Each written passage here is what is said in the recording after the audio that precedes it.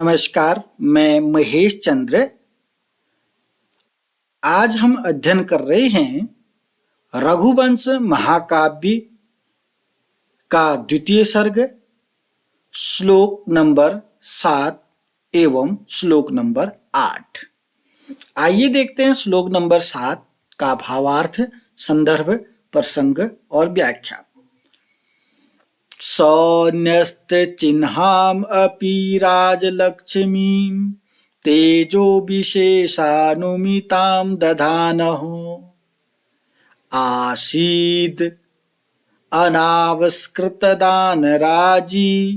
अंतर्मदावस्थ इव द्वीपेन्द्रः। आपको मालूम है कि राजा दिलीप जो हैं जंगल में गाय की सेवा करने के लिए गए हैं, जंगल में गाय को चराने के लिए गए हैं।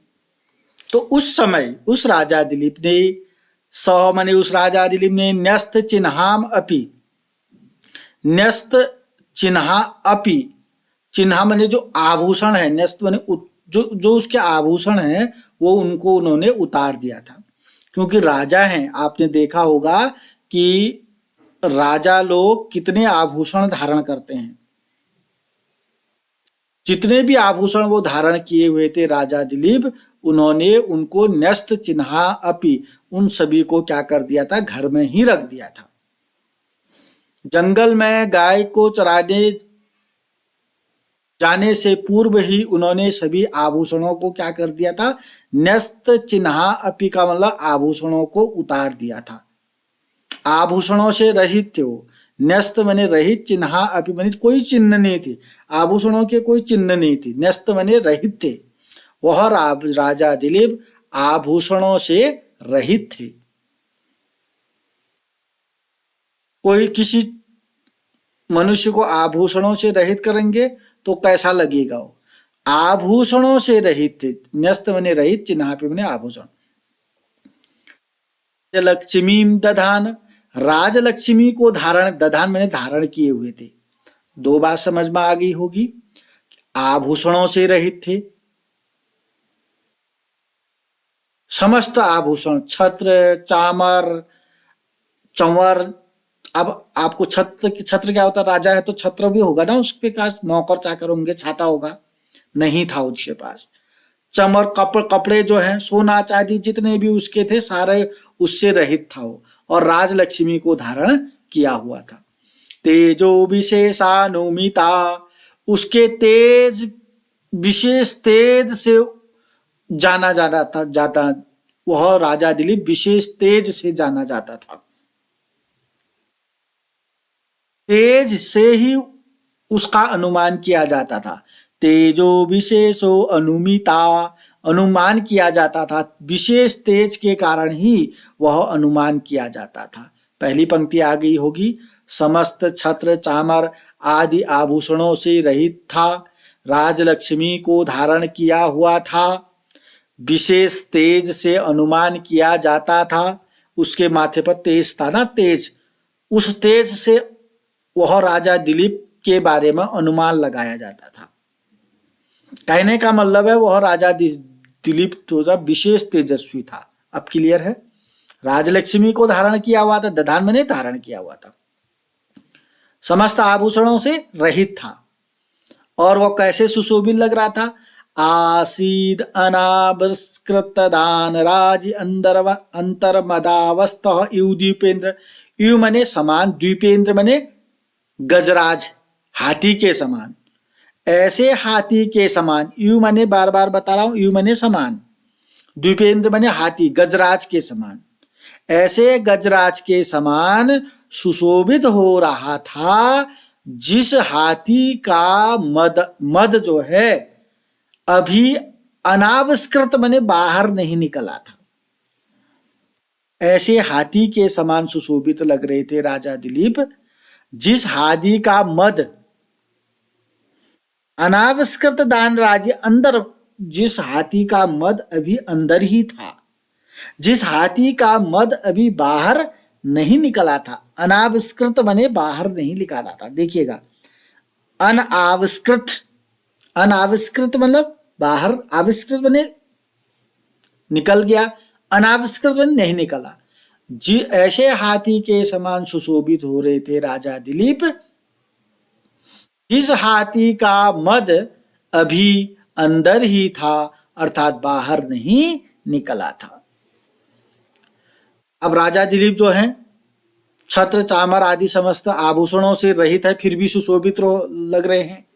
ऐसे हाथी के समान सुशोभित लग रहे हैं जिस हाथी का मद जो है अभी बाहर नहीं निकला है।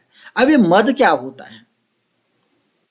जैसे जैसे हाथी जो होता है सीनियर होता जाता है, उसे उसके शरीर से पसीना निकलता है, बहुत ज्यादा मात्रा में निकलता है। उस पसीने का नाम हो गया मद, पानी के रूप में निकलता है। अब समझ गए होंगे, जैसे जैसे हाथी बूढ़ा होगा तब होता है ऐसा। जैसे जैसे हाथी बूढ़ा होगा वैसे वैसे उसके शरीर से मद निकलने लग जाता है पानी की तरह, जिसको आप पसीने के रूप में भी कह सकते हैं। तो अभी जिस हाथी का मद बाहर निकला ही नहीं है, ऐसे हाथी के समान सुशोभित लग रहे हैं। कौन लग रहे हैं? राजा दिलीप। तो ये मद क्या है आपको ये पहचानना पड़ेगा। ऐसे हाथी के समान सुशोभित लग रहे हैं जिस हाथी का मद अभी बाहर निकला ही नहीं, अभी वो हाथी बूढ़ा नहीं हुआ है। समझ गए होंगे आप। तो राजा दिलीप छत्र चामर आदि राज चिन्हों से रहित हैं, राजलक्ष्मी को धारण किए हुए हैं, विशेष तेजस्वी हैं। ऐसे राजा दिलीप ऐसे हाथी के समान सुशोभित लग रहे हैं जिस हाथी का मद अभी बाहर नहीं निकला है। तो संदर्भ आपको मालूम होगा। प्रस्तुत श्लोक रघुवंश महाकाव्य के 2 सर्ग से अवतरित है, जिसके रचयिता महाकवि कालिदास जी हैं। प्रसंग क्या बनेगा?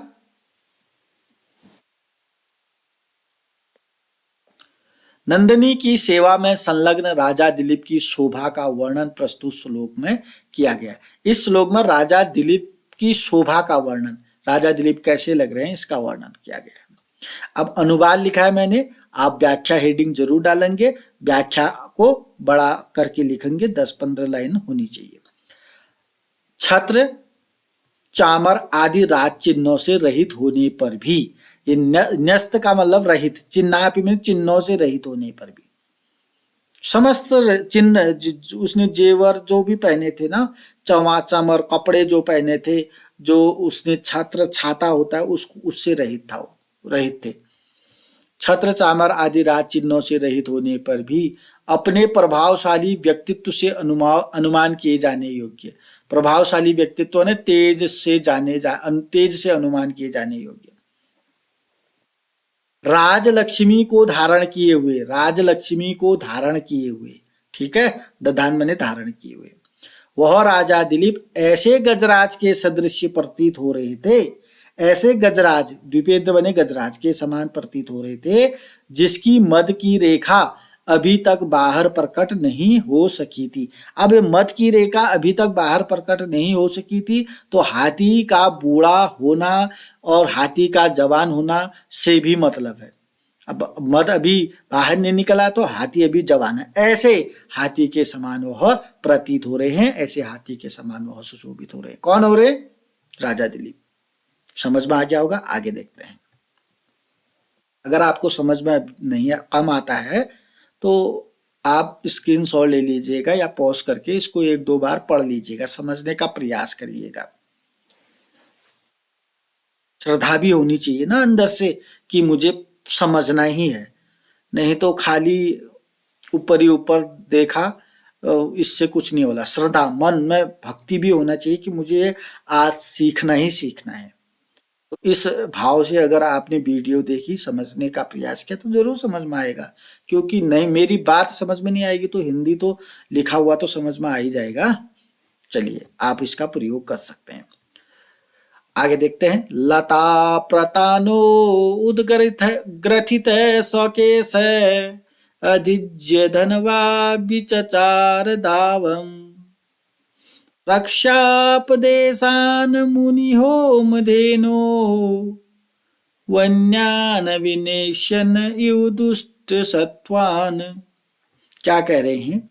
राजा दिलीप के बारे में बता रहे हैं। राजा दिलीप वन में गाय की सेवा किस तरीके से कर रहे हैं, आइए देखते हैं। लता प्रतानो उदग्रथित ग्रथित। लता, जो लताएं टहनियां होती है ना, लताएं टेढ़ी, लताओं के टेढ़े मेढ़े तंतुओं के गुथे होते, जैसे लताएं होती हैं, टेढ़ी मेढ़ी लताएं होती हैं, वह एक दूसरे से गुथे होते हैं ना, ग्रथित मैंने गुथे होते हैं। आप थोड़ा सा प्रकृति की ओर भी चले जाइए, जैसे लताएं हैं, टहनियां हैं, वह एक दूसरे से ग्रथित बने गुथे हुए होते हैं। ठीक है, ऐसे उस राजा दिलीप के केस हैं, बाल हैं, अर्थात बाल गुथे हुए का मतलब जटाएं होंगी उनकी उसमें। ठीक है ना, थोड़ा सा सजीवता के साथ भी अध्ययन करना चाहिए। केस कैसे हैं? जैसे लताएं जो हैं टेढ़ी, लताएं टेढ़े मेढ़े तंतुओं से गुथे रहते हैं। लताएं जो हैं टेढ़ी मेढ़ी तंतुओं से क्या होती है? गुथे होते हैं। ऐसे उस राजा दिलीप के केस बने बाल हैं। क्या होगा? राजा दिलीप के बाल कैसे हैं? जैसे लताओं के टेढ़े मेढ़े तंतु एक दूसरे से गुथे रहते हैं, वैसे उन राजा दिलीप के बाल हैं, केस हैं। ठीक है। अदिज्य धनवा, अदिज्य धनवा, धनवा माने धनुष, अदिज्य धनवा माने धनुष धारण किए हुए हैं। राजा दिलीप धनुष धारण किए हुए हैं, धनुष है उनके पास। बिचरा, बिचचार दावन, बिचचार माने घूम रहे हैं, दावन माने जंगल में। राजा दिलीप के केस जो हैं लताओं के टेढ़े मेढ़े तंतुओं के समान हैं। राजा दिलीप ने धनुष धारण कर रखा है, धनुष अदिज्य बने धारण कर रखा है, धनुआ बने धनुष धारण कर रखा है, बिचरार बने घूम रहे हैं, दावम बने जंगल में। ठीक है ना, बाल ऐसे हैं उनके, धनुष बाण धारण कर रखा है उन्होंने, जंगल में घूम रहे हैं। फिर क्या कर रहे हैं? रक्षापदेशान मुनि होम दे धेनो, रक्षापदेशान मरा रक्षा कर रहे हैं। मुनि मने मुनि वशिष्ठ की, होम मने होम की सामग्री देने वाली गाय, जो मुनि वशिष्ठ की होम की सामग्री देने वाली धेनु मने गाय है, उसकी रक्षा कर रहे हैं।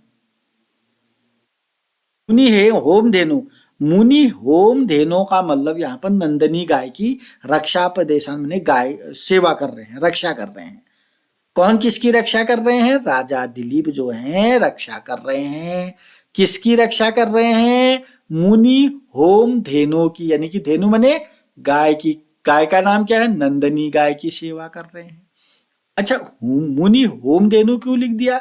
क्योंकि वह जो नंदनी गाय है वह मुनि वशिष्ठ की होम की सामग्री देने वाली, होम का मतलब है हवन, पूजा पाठ इत्यादि का सामग्री देने वाली।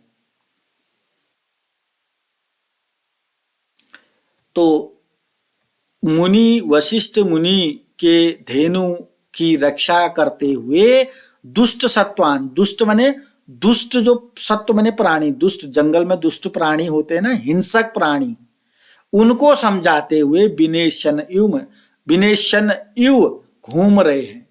दुष्ट वन्यान विनेशन इव दुष्ट सत्वान, जो जंगल में हिंसक प्राणी हैं उनको समझाते हुए, समझा रहे हैं, मार नहीं रहे हैं, उन जो दुष्ट प्राणी हैं जंगल में। ये एक सज्जन का काम यही होता है, जंगल में दुष्ट प्राणी हो या समाज में दुष्ट प्राणी हो, उसको समझाते हुए काम करता है कोई भी सज्जन। यहाँ राजा दिलीप जो है जंगल में जो दुष्ट प्राणी हैं, दुष्ट सत्वान में दुष्ट प्राणी हैं, हिंसक प्राणी हैं, उनको समझाते हुए वन में विचरण कर रहे हैं।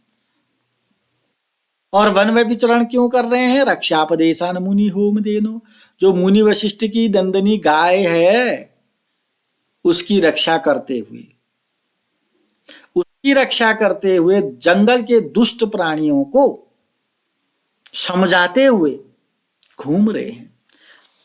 जैसे राजा दिलीप एक सज्जन राजा है ना, सज्जन पुरुष है, वह जंगल के दुष्ट जो हिंसक प्राणी हैं उनको समझाते हुए अपना काम कर रहे हैं।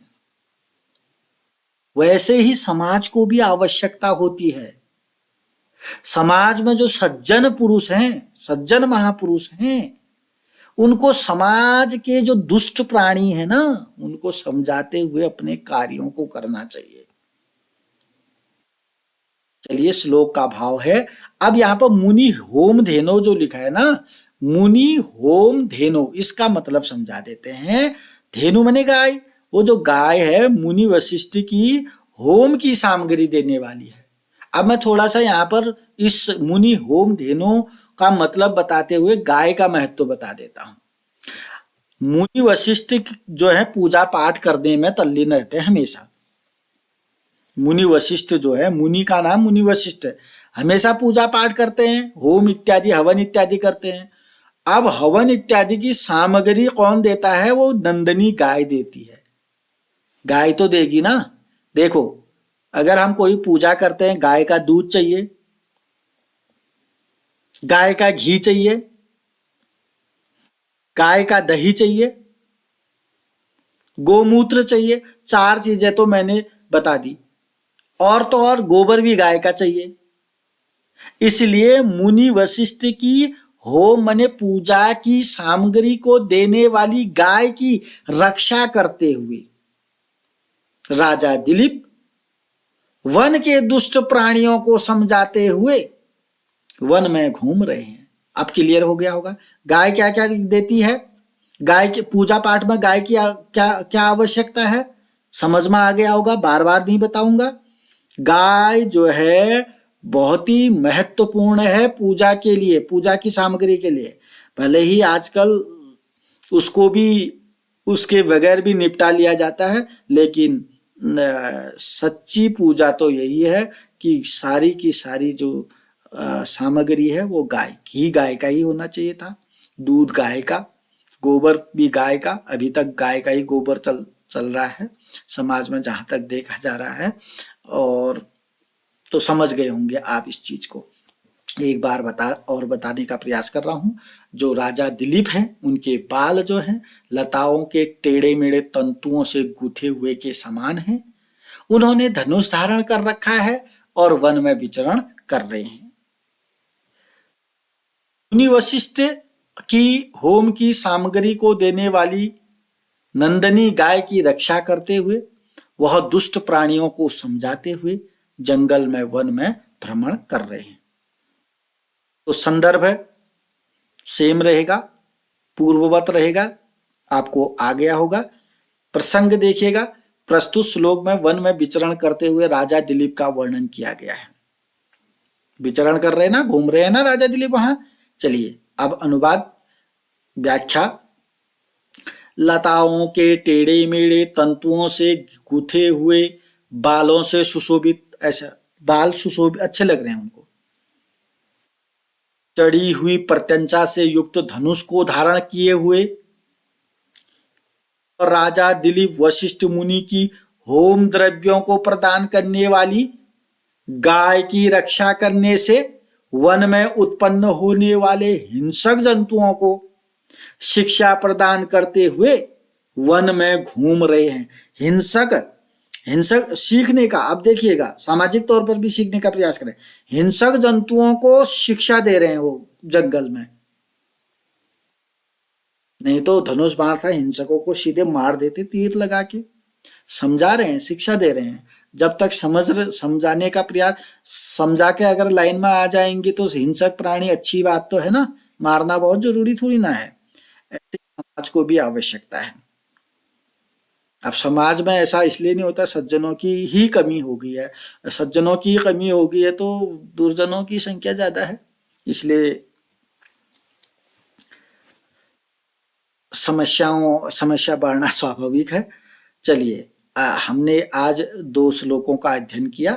आपको कितना समझ में आया? आज के लिए आपको 4 प्रश्न के उत्तर देने हैं कमेंट बॉक्स में। प्रश्न संख्या 1, प्रश्न संख्या 2, प्रश्न संख्या 3, प्रश्न संख्या 4। पहला प्रश्न देख लीजिएगा, मैंने ये बहुत ही जटिल लिख दिया है, और जटिल है नहीं ये, क्योंकि मैंने इसका अनुवाद बता दिया। फिर भी आसीद अनाविष्कृत दानराजी अंतर्मदावस्थः। का संधि विच्छेद कीजिए। अब मैं बार बार नहीं पढ़ूंगा, अगर मैं बार बार पढ़ ही दूंगा तो संधि विच्छेद तो मेरे से ही हो जाएगा वो। तो आपको इसका संधि विच्छेद करना है। अगर आप इसका संधि विच्छेद नहीं कर सकते तो आपको ये वाला श्लोक नहीं आया। रट्टा आप मार लेंगे उसको मैं, अगर आपने इसको रट्टा मार के पढ़ लिया तो उसको मैं कहूंगा कि वो आपको आया या नहीं आया इससे कोई मतलब नहीं रखता है। आपको इसका संधि विच्छेद आना चाहिए, तब कहूंगा कि आपको ये श्लोक का भाव समझ में आया। अगर आपको इसका संधि विच्छेद करना नहीं आता है तो आपको इसका अर्थ नहीं आया। तो आपको इसका संधि विच्छेद करना है। और श्लोक पढ़ाते वक्त मैंने किया होगा। दूसरा प्रश्न, यू का अर्थ बताइए। यू जो है लगभग सभी श्लोकों में आ रहा होगा। तो यू का अर्थ क्या है, बस यू का अर्थ लिखना है। वैसे नहीं भी पढ़े हैं तो श्लोक तब भी आपको आना चाहिए यू का अर्थ है। तीसरा प्रश्न, मुनि होम धेनो नाम किम अस्ति। मुनि होम धेनो नाम किम अस्ति। मैं इसका हिंदी नहीं बता रहा हूं, अगर मैं हिंदी बताऊंगा तो आप उत्तर बता देंगे। आपको थोड़ा सा संस्कृत का नॉलेज कितना है, बस ऐसे ही प्रश्न पूछे जाते हैं आजकल। तो मुनि होम धेनो नाम किम अस्ति, इसका उत्तर बताएंगे। प्रश्न संख्या 4 है, धेनो में कौन सी विभक्ति है। जो ये धेनु है, धेनु शब्द का एक रूप है ये, इसमें कौन सी विभक्ति है, प्रथमा द्वितीय तृतीय चतुर्थी पंचमी षष्ठी सप्तमी, जो भी इसमें विभक्ति है आपको कमेंट बॉक्स में लिखना है। अगर अभी तक आपने मेरे चैनल को सब्सक्राइब नहीं किया तो सब्सक्राइब करेंगे, वीडियो पसंद आती है तो लाइक करेंगे, कमेंट करेंगे, अपने दोस्तों के साथ शेयर करेंगे। नमस्कार, धन्यवाद।